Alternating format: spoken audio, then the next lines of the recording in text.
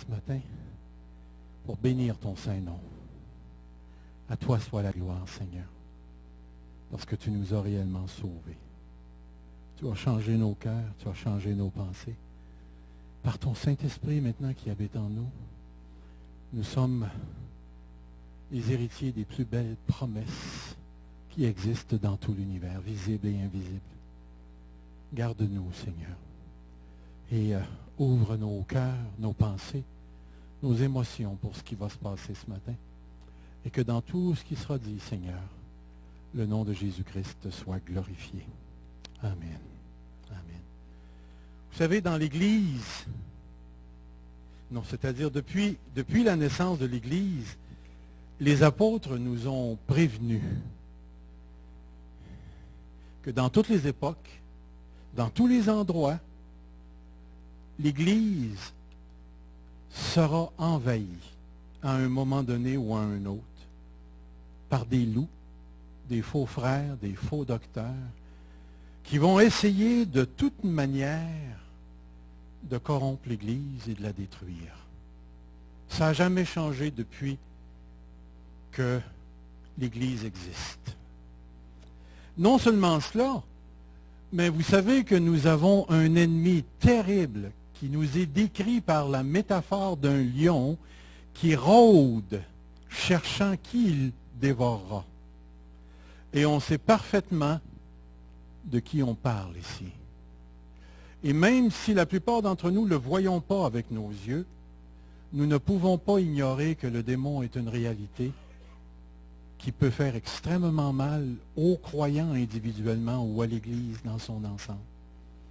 Et je ne me trompe pas en disant qu'il y a des gens ici qui ont déjà expérimenté la puissance du diable. Mais j'aimerais vous dire ce matin que le diable n'est pas tout puissant. Ça appartient à Dieu seul. Et si vous vous rappelez les différentes apparitions du diable, vous remarquerez toujours, il ne peut jamais aller plus loin que les limites qui lui sont imposées par le Dieu souverain. Vous avez juste à lire l'histoire de Job. Touche à ses moutons, mais touche pas à sa vie. Touche à son corps, mais touche pas à sa vie. On voit que Satan ne peut pas aller plus loin. Vous savez, l'Église de Dieu va rester l'objet du diable pour sa destruction. Toutefois, nous, les chrétiens évangéliques du Québec, nous ne sommes pas persécutés présentement pour notre foi par les autorités ici, dans notre ville ou dans notre province. Mais il ne faut surtout pas nous imaginer que ça sera toujours comme ça. Ça peut changer. Il y a eu des pays, il y a eu des villes où les choses ont changé. Étant donné notre condition sociale, notre condition économique présentement au Québec, l'Église québécoise en ce moment n'a pas à résister à des formes de persécution quelconque, mais toutefois, le plus grand défi de l'Église, je dirais, d'Amérique, présentement, son plus grand défi, c'est de se conserver pur. C'est de se conserver pur. Saviez-vous? Non, ça je suis certain que vous ne le savez pas. Il y a une étude qui a été faite par la maison appelée Barna Research Group, qui est une maison chrétienne qui fait de la recherche sur le leadership et sur les différents mouvements et pour produire des statistiques au niveau de l'Église dans son ensemble à travers le monde. Ils ont fait un survol en 2003. On remonte quand même assez loin en 2003. Et la maison Barna a publié ce qu'on pourrait appeler une statistique, mais une statistique tout à fait étonnante, puisqu'aujourd'hui encore, cette statistique est citée dans les différents magazines et les différents livres de croissance d'Église. Et voici ce qu'elle nous disait. Elle nous disait ceci: seulement 9% de ceux qui se déclarent chrétiens ont une vision biblique du monde. Quand j'ai lu ça, je me suis posé la question. 9% qui ont une vision biblique du monde. Savez-vous ce que c'est qu'une vision biblique du monde?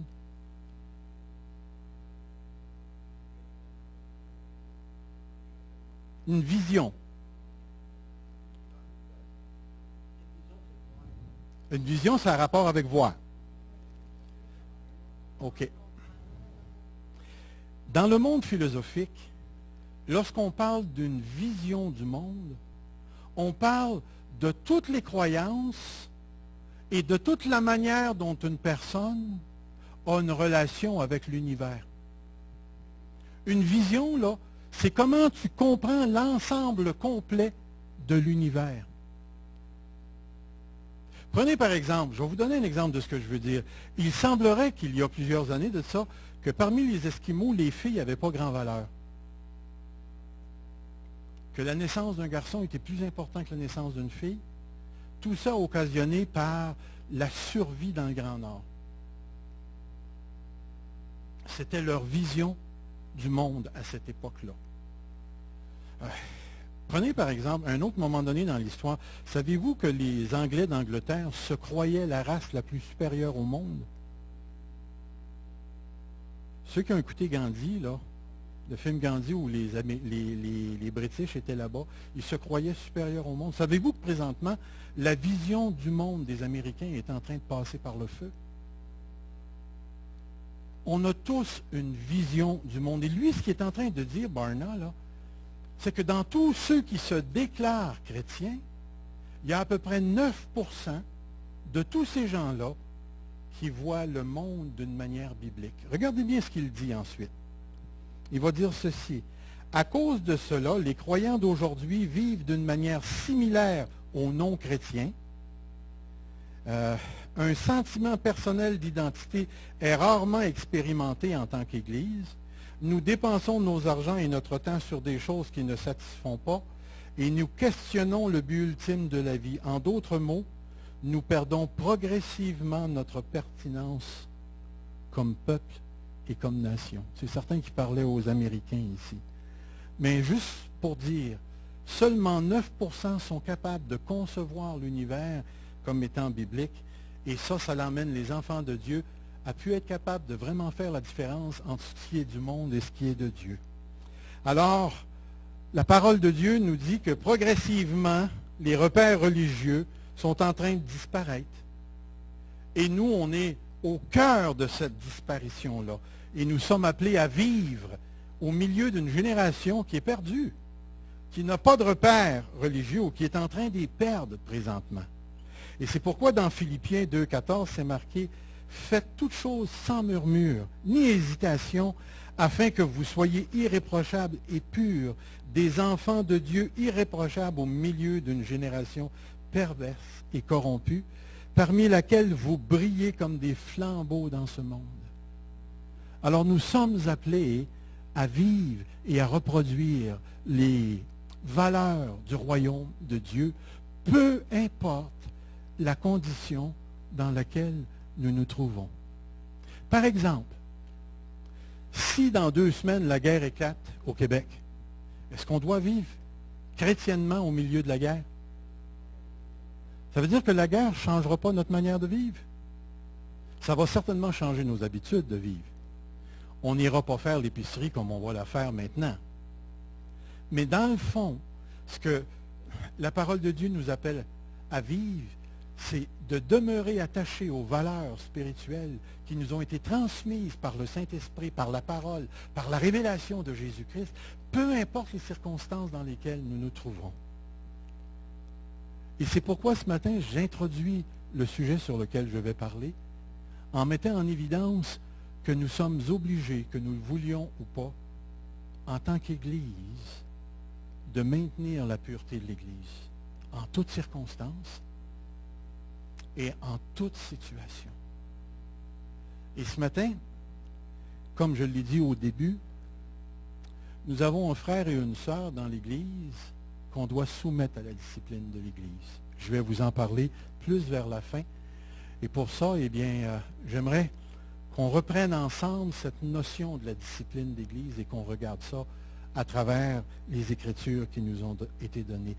Vous savez, hein, depuis que l'Église est l'Église, puis que vous regardez le livre des Actes et des Apôtres, puis vous lisez les lettres de l'apôtre Paul, est-ce que l'Église du 1er siècle avait à traiter avec le péché dans ses rangs. Quand vous lisez le Nouveau Testament, avez-vous le sentiment que parce que c'est un nouveau mouvement qui part, l'Église, et que les chrétiens sont tout en feu, et qu'il y a des signes et des prodiges, des miracles, et que le Saint-Esprit est donné à profusion, et qu'on voit l'Église se mobiliser pour évangéliser à travers le monde, qu'il n'y a pas de problème dans l'Église du Nouveau Testament? Pouvez-vous me mentionner le premier cas de discipline dans l'Église de Dieu? Ananias et Saphira, en partant. Essayez de vous imaginer, là. Le Saint-Esprit a été donné à la Pentecôte.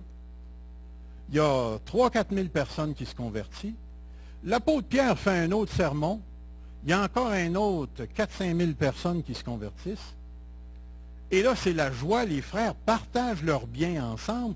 Ils vendent des choses pour permettre à l'Église de prendre pied. Puis au beau milieu de ça, Dieu tue 2 personnes. Pensez-y bien. Qu'est-ce que ça nous dit à propos de Dieu?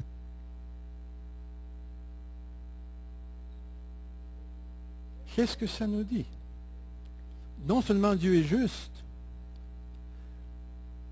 mais le Dieu de l'Ancien Testament est exactement le même Dieu que dans le Nouveau Testament. Et ce Dieu-là exige que son peuple marche dans la pureté. Et c'est pourquoi l'une des priorités les plus importantes de l'Église, c'est de se conserver pur à 2 niveaux, la pureté doctrinale et la pureté morale. Alors, la première chose qu'il faut reconnaître, lorsque nous parlons de discipline dans la vie de l'Église, il faut reconnaître que la Bible le demande. La Bible le demande. Toutes les églises, sans exception, devront à un moment donné ou un autre faire face au péché dans leur rang. Par un frère, par une sœur, qu'on pourra appeler délinquant, déviant, désobéissant, mais il est impossible que l'Église de Dieu n'ait pas à faire face à ces situations. Est-ce que vous péchez encore? OK, à partir de la ligne en avant, là, tous ceux qui sont de ce côté-là pêchent. C'est tout à fait évident, quand on fouille nos propres cœurs, qu'on pêche encore. Mais il existe certains types de péchés qui peuvent affecter la totalité de l'Assemblée.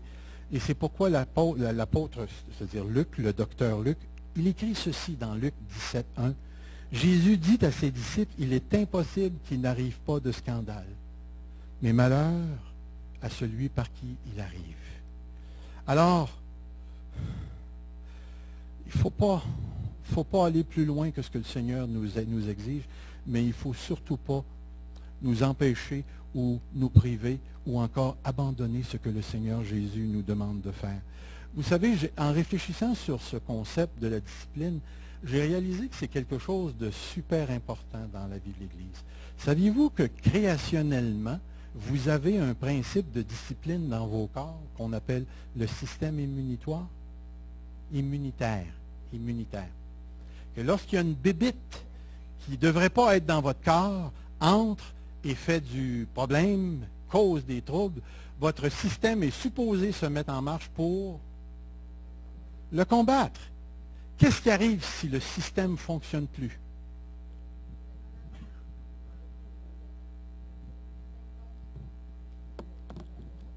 Est-ce que c'est possible que si le virus ou la bactérie, je ne sais pas trop quoi, la bébite entre dans votre corps, qu'il y a juste votre pied qui va être affecté?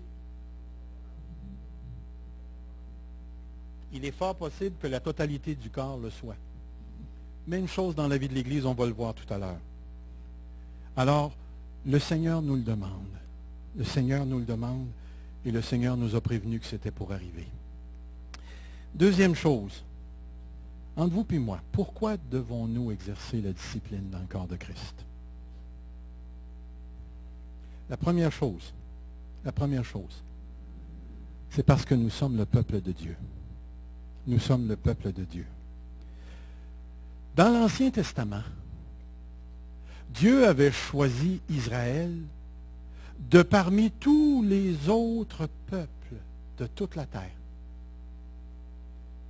Est-ce qu'Israël était meilleur que tous les autres peuples? Mais dans son choix, Dieu avait élu ce peuple et l'avait fait sortir d'Égypte et est entré dans une alliance avec ce peuple et lui a donné sa loi, ses principes. Et puis, il a dit deux choses. Je vous ai choisi. Je vous ai choisi. Et à cause de cela, voici toute la bénédiction qui vous appartient. Mais il a dit une deuxième chose qu'il a répétée à quelques reprises dans le livre de Lévitique, et c'est cette petite phrase-là. Vous serez saints car je suis saint. En d'autres mots, voici ce que Dieu est en train de leur dire.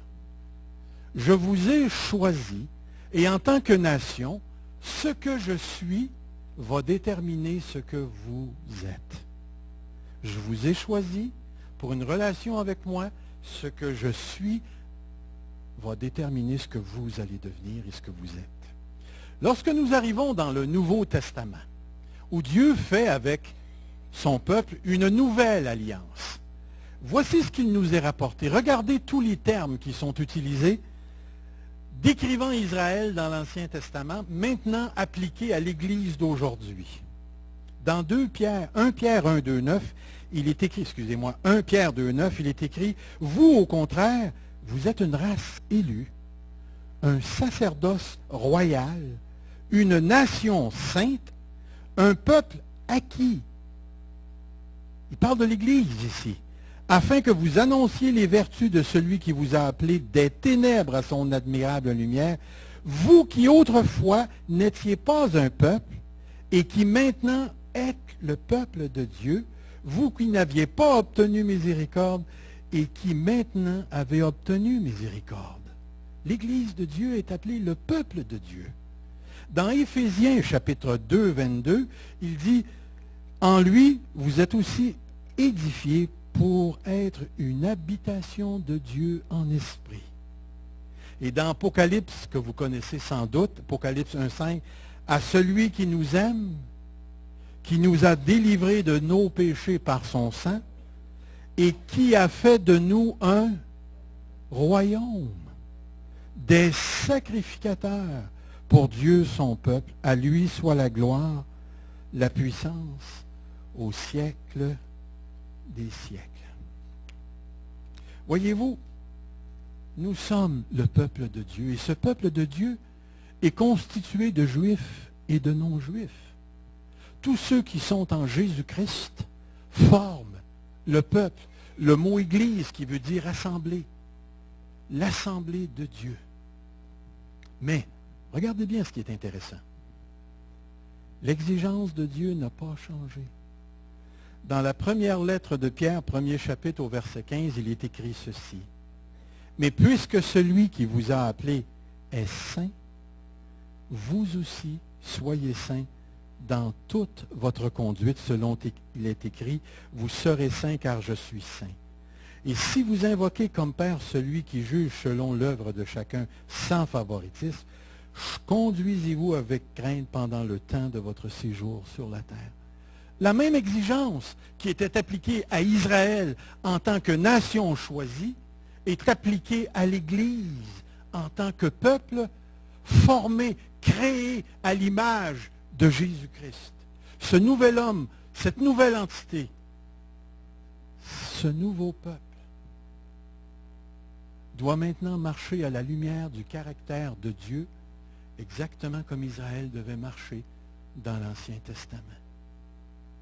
Et vous savez, comme moi, quand vous lisez l'Ancien Testament, à quel point Dieu avait mis une emphase sur la pureté du peuple. Alors, frères et sœurs, pourquoi devons-nous exercer la discipline? Premièrement, la Bible demande. Deuxièmement, l'Église est le peuple de Dieu. Et les mêmes exigences de sainteté par rapport à notre relation avec Dieu et son caractère nous sont imposés en tant qu'enfants de Dieu. Nous sommes appelés à vivre dans la sainteté au milieu d'une génération qui est perdue. Et laissez-moi rajouter ceci. Ça devient de plus en plus difficile de se conserver pur dans une société où on évacue progressivement la présence de l'autre monde, c'est-à-dire les valeurs spirituelles. Ça devient de plus en plus difficile. Et plus on va aller et on va avancer, permettez-moi ce commentaire, ce n'est pas une vérité que je vous dis, c'est une opinion personnelle. Je crois que de plus en plus où on s'en va, celui qui va choisir de vivre pleinement sa foi va finir par déranger ce qui est autour de lui. Parce que de moins en moins, les gens sont capables de tolérer la pureté, de tolérer la vérité. De plus en plus, nous sommes appelés par le monde à vivre selon leurs mensonges. Selon leurs mensonges. De plus en plus. De plus en plus. Alors, nous avons besoin de rester attachés à ce que nous avons compris de l'Évangile. Troisième chose, pourquoi est-ce que l'Église devrait exercer la discipline? Dieu le demande. Nous sommes le peuple de Dieu et on doit se garder saint. Et troisièmement, il y a quelque chose dans l'Écriture, petite phrase de rien, qui est révélatrice de grandes choses. Vous avez déjà lu la lettre aux Galates. Dans la lettre aux Galates, il y a un problème sérieux. Et d'ailleurs, c'est pourquoi l'apôtre Paul écrit la lettre aux Galates. Et le cœur du problème dans la lettre aux Galates, c'est qu'il y avait des gens qui étaient entrés dans la vie de l'Église et qui ont commencé à prêcher un autre évangile que celui que l'apôtre Paul prêchait, l'évangile de Jésus-Christ. Et leur évangile, c'était, oui, convertissez-vous à Jésus, mais soumettez-vous à la loi de Moïse pour vivre. Et toute la lettre tourne autour de ça. Et l'apôtre Paul va défendre l'Évangile en disant, tous ceux qui retournent à la loi mosaïque sont sous la condamnation de la loi. Parce que la loi exige quoi? Qu'est-ce que la loi exige?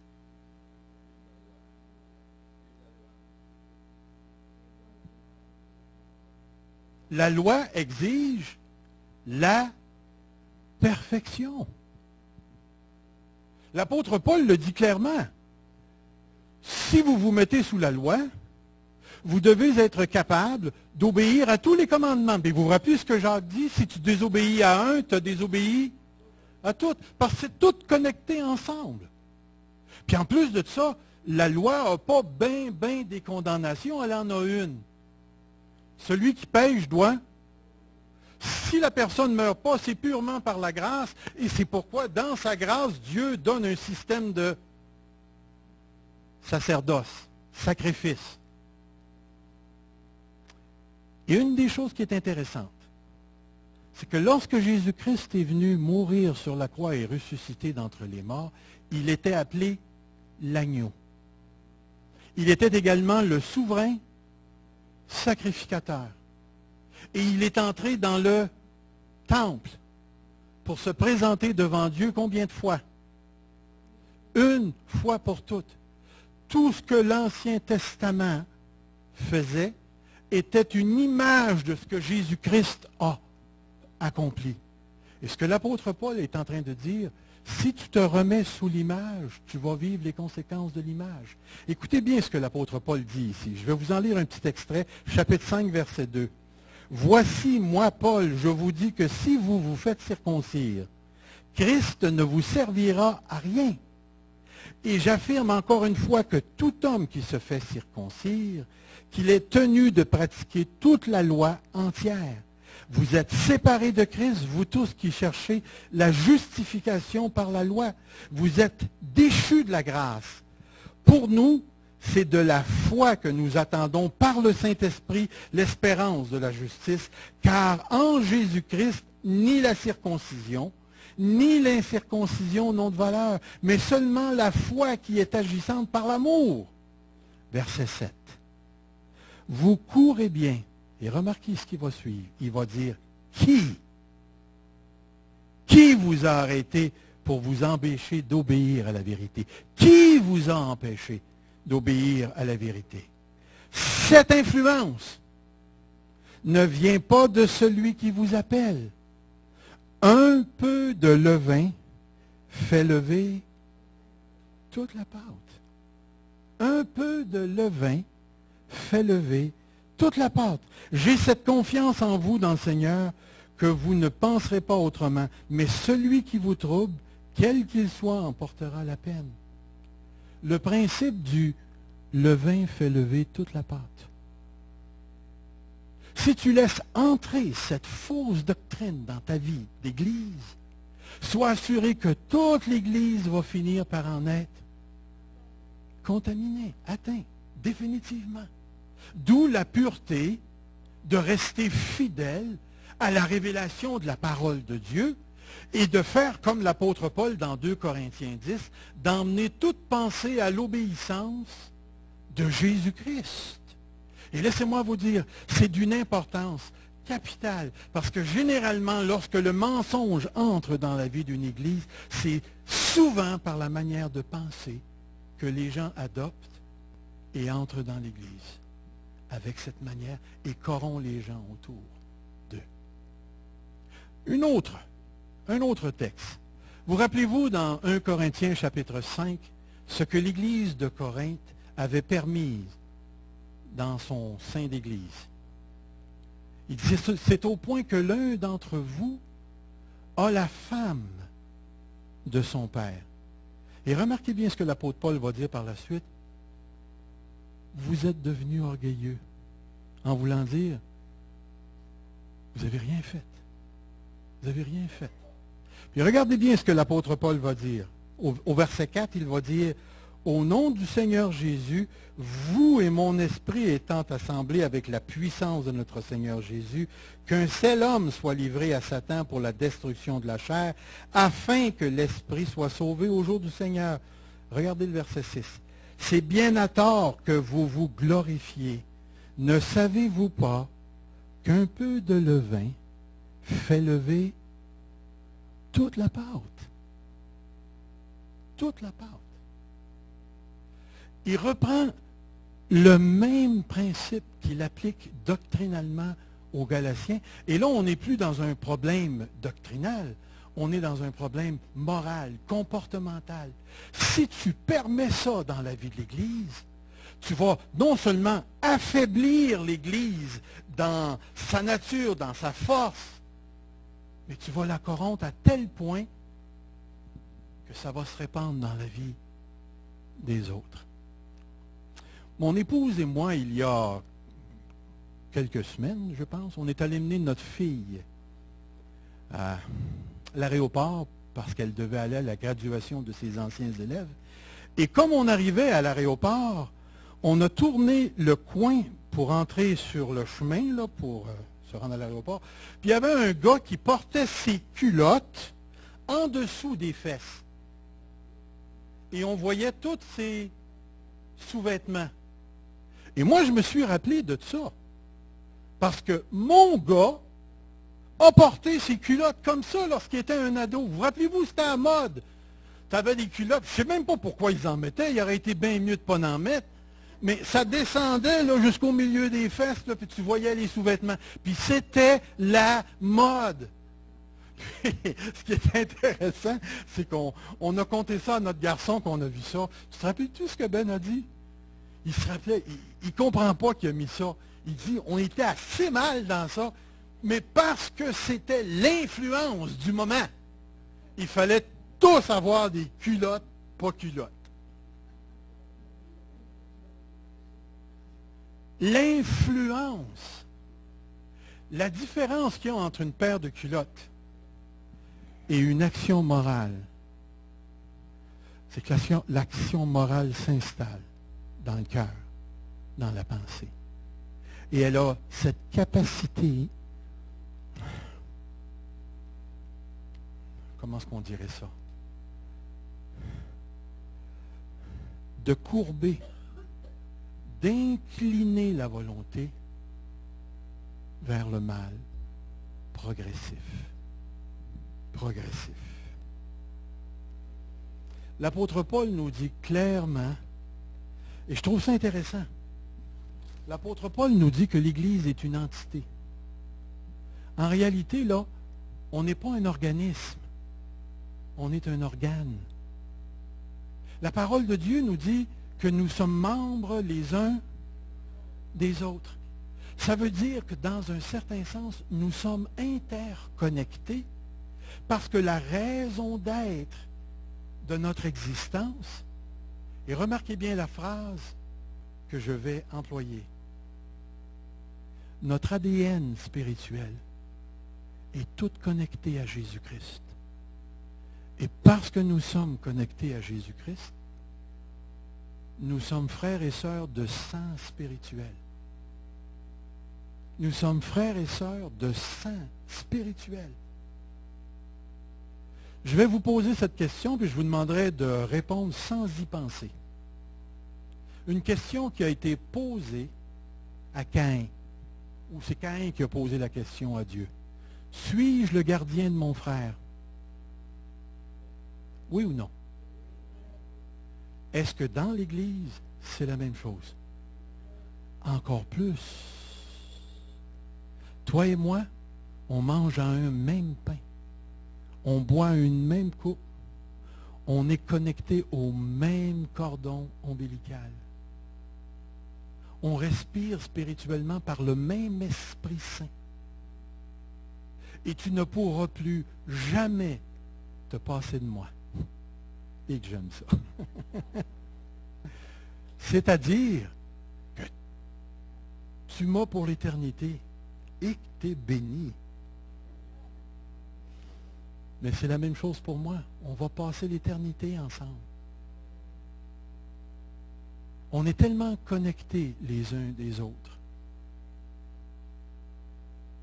que le péché d'une personne, peut devenir le péché de l'Assemblée. Vous lirez 1 Corinthiens chapitre 5. L'apôtre Paul va parler du cas d'inceste, mais lorsqu'il va s'adresser à l'Église, il va dire « vous, mon esprit et votre esprit réunis, nous ». C'est tellement clair, frères et sœurs, que si vous vous imaginez que l'Église, c'est la bâtisse qu'on a, ou celle qu'on prétend avoir, j'espère un jour, l'Église, ce n'est pas la bâtisse. C'est nous connectés les uns aux autres. Et quand je te donne un coup de pied, je le reçois. C'est tellement important qu'on réalise qu'on est interconnectés les uns aux autres. Et la discipline devient quelque chose de très, très, très important. Pourquoi faire la discipline? C'est parce que Dieu nous a dit que ça arriverait. Parce que le péché peut s'étendre dans l'Église si on ne réagit pas. Deux autres choses qui sont ensemble, par amour pour Dieu puis par amour pour le frère discipliné. Savez-vous que Dieu aime son Église et qu'il l'aime bien plus que moi je peux l'aimer ou que tu peux l'aimer? Sais-tu que Dieu va aller jusqu'à dire, si tu détruis l'Église, Dieu te détruira? C'est extrêmement sérieux toucher à l'Église. Dieu est en amour avec son Église. Puis vous remarquez, à la fin du livre de l'Apocalypse, qu'est-ce qui s'en vient? C'est la fiancée ou la nouvelle mariée. L'épouse. C'est qui l'épouse? C'est nous. C'est nous. Vous ne verrez pas comment est-ce qu'on dirait ça, le tabernacle monté, ou vous ne verrez pas, je ne sais pas moi, votre Harley Davidson monté, ou quelque chose comme ça. C'est l'épouse, c'est nous. C'est nous. Dieu aime son Église. En parlant d'amour, tous ceux qui ont des enfants, je pense que vous aimez vos enfants. J'espère que vous aimez vos enfants. Connaissez-vous le caractère de vos enfants? Assez bien? Je ne sais pas si vous pourriez vous identifier avec cette phrase. la malléabilité. Vous savez ce que ça veut dire être malléable? La malléabilité et la docilité de certains cœurs ne s'obtiennent que par la punition. Ne s'obtiennent que par la punition. Il y a dans la vie de certains frères et sœurs des tendances vers des choses qui sont ancrées que seule la punition peut les délivrer. J'ai vu ça dans la vie de quelques-uns et ça a pris ça dans ma vie pendant une période de temps où Dieu a dû me faire passer par le feu pour me débarrasser de certaines choses. La discipline a pour but de permettre à la personne disciplinée de sonder son propre cœur et de l'emmener à la repentance pour que le Saint-Esprit puisse faire un travail dans son cœur. Ça devient donc extrêmement important. Vous savez sans doute comment il faut exercer la discipline? Matthieu 18. Si ton frère a péché, va entre toi et lui seul. Le mot seul est là. Entre toi et lui seul. J'ai bien aimé ce texte-là, parce que c'est un des textes les moins pratiqués. Quand les gens ont quelque chose contre un frère, qu'est-ce qu'ils vont faire? Pardon? Ils vont aller en parler à quelqu'un d'autre. Et remarquez bien ce que je suis en train de dire, et je souligne la phrase. Si quelqu'un, comment est-ce qu'il dit ça? Si ton frère a péché, fais la différence entre un péché et une différence d'opinion. Fais la différence entre une contrariété et un péché. Entre une frustration et un péché. On ne va pas voir un frère pour le mettre sous discipline parce qu'il ne pense pas comme moi ou qu'il n'a pas dit la même affaire. Est-ce que vous faites la différence entre s'excuser et pardonner? S'excuser, tu n'as pas besoin d'avoir un péché moral. Mais pardonner, ça prend un péché. Tu ne peux pas pardonner, selon bibliquement parlant, là où il n'y a pas de péché. Nous, dans notre langage quotidien, souvent le mot pardonner est la même chose que s'excuser. Oh, je te demande pardon en voulant dire, je m'excuse de t'avoir pilé sa grosse orteil. Je ne l'ai pas fait par exprès. Mais ici, lorsqu'on parle de péché, on parle de quelque chose de tout à fait précis. Donc, ce n'est pas quelque chose là, de, comment je dirais ça, de frustrant. C'est vraiment un péché. Et le péché, c'est ce qui contredit ce que la parole de Dieu nous a révélé. Alors, confrontation personnelle un à un.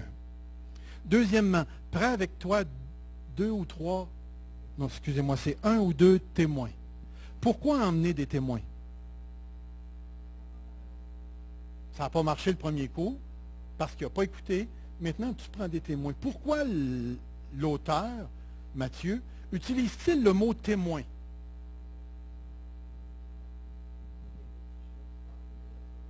OK. Donc, remarquez bien ce qu'on est en train de dire là. Tu vas avoir 2 personnes qui ne font pas partie de la discussion, qui vont emmener une déclaration. Ils vont déclarer la chose arrangée ou la chose pas arrangée parce que la personne ne veut pas écouter. Puis remarquez bien, hein, pourquoi est-ce qu'on poursuit? C'est parce que l'attitude du pécheur n'a pas changé.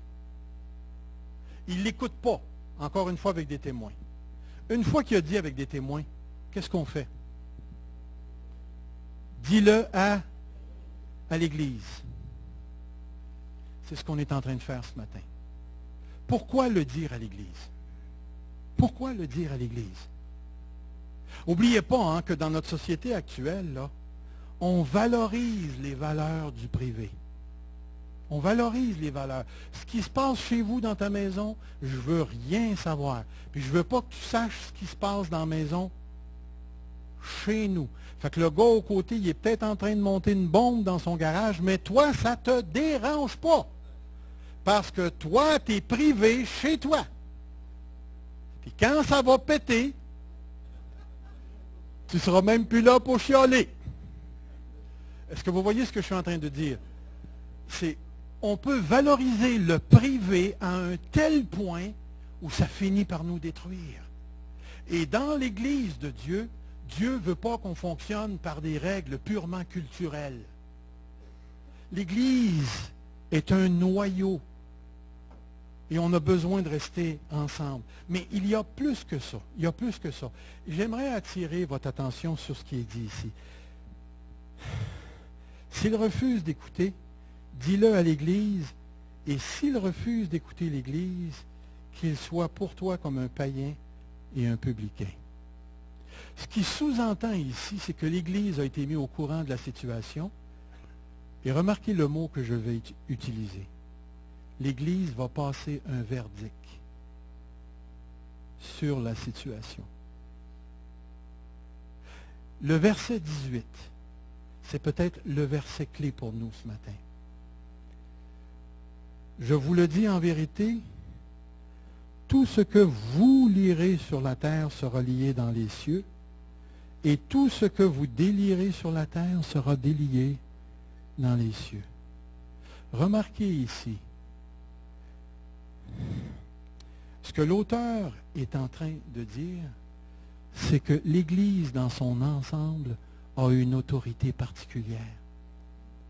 Le concept de lier et de délier était déjà un concept qui était présent dans la culture juive et qu'on retrouve dans les écrits rabbiniques.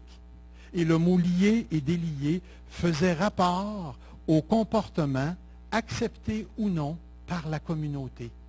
Lorsque des rabbins liaient un tel comportement, ça veut dire que ce comportement-là n'était plus acceptable dans la communauté.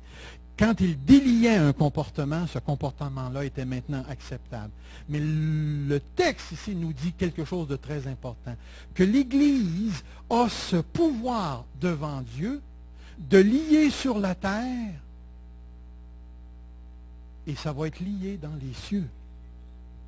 Et que si on délie sur la terre, ça va être délié dans les cieux. En passant, pourquoi est-ce qu'il utilise le mot cieux?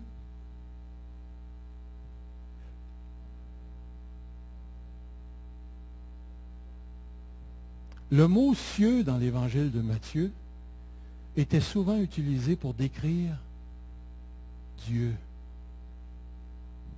C'est-à-dire que la décision qu'on prend ici-bas sur cette terre est une décision qui est entérinée par le ciel. Et lorsqu'on délie quelque chose sur cette terre en tant que communauté, c'est délié par Dieu dans le ciel.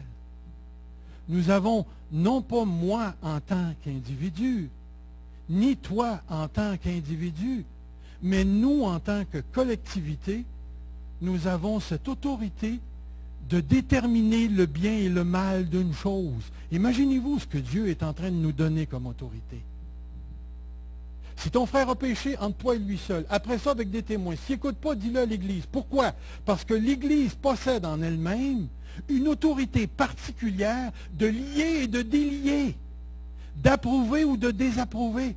Et ça l'influence ce qui se passe dans les cieux. Et c'est pourquoi ça devient extrêmement important pour nous ici-bas sur cette terre, de regarder que la discipline de l'Église, c'est pas juste une petite affaire où on a emmené ça devant le pasteur, puis là, le pasteur a passé son jugement là-dessus, puis c'est réglé une fois pour toutes. C'est beaucoup plus que ça. Le fait qu'on est connectés les uns aux autres fait en sorte qu'à toutes les fois qu'on deal, qu'on traite avec le péché, c'est la communauté dans son ensemble qui s'affirme ou s'infirme.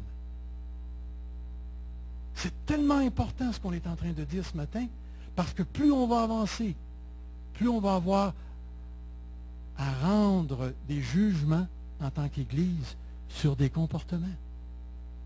Péché, désapprouvé. Et je trouve ça très intéressant. Savez-vous pourquoi?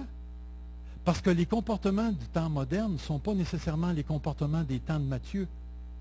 Et entre vous puis moi, le péché se perfectionne avec le temps. Et on fait face à certains défis que les églises du temps passé n'ont pas eu à faire face. Alors, chaque église, à chaque endroit et à chaque époque, est appelée à se prononcer lorsqu'elle aura à traiter avec le péché dans son sein, dans sa communauté. Et nous ne sommes pas sans exception. Si on laisse passer le péché sans y réagir, on a ouvert une porte à la destruction de l'Église. Et c'est pourquoi ce matin, nous sommes placés devant une situation où nous avons besoin de nous prononcer ce matin. L'autorité de l'Église ne doit pas être prise à la légère. Et en conclusion, nous arrivons à ceci. Si ton frère, ta sœur qui a péché, n'écoute pas un à un, qu'elle n'écoute pas avec témoin et qu'elle n'écoute pas l'Église, maintenant qu'elle soit ou qu'il soit pour toi comme un publicain et un païen. Et on doit couper les liens avec cette personne qui a péché et qui ne s'est pas repenti. Maintenant, est-ce que ça veut dire que lorsque je rencontre cette personne dans la rue, je change de trottoir? Si le trottoir est trop petit, tu peux marcher dans la rue. L'apôtre Paul nous dit ceci. Regardez bien. Dans 1 Corinthiens 5,9, « Je vous écris dans ma lettre de ne pas avoir de relation avec les débauchés, non d'une manière absolue avec les débauchés de ce monde ou avec les cupides, les ravisseurs, les idolâtres. Autrement, il faudrait sortir du monde. Mais maintenant, ce que je vous écris, c'est de ne pas avoir de relation avec quelqu'un qui, se nommant frère,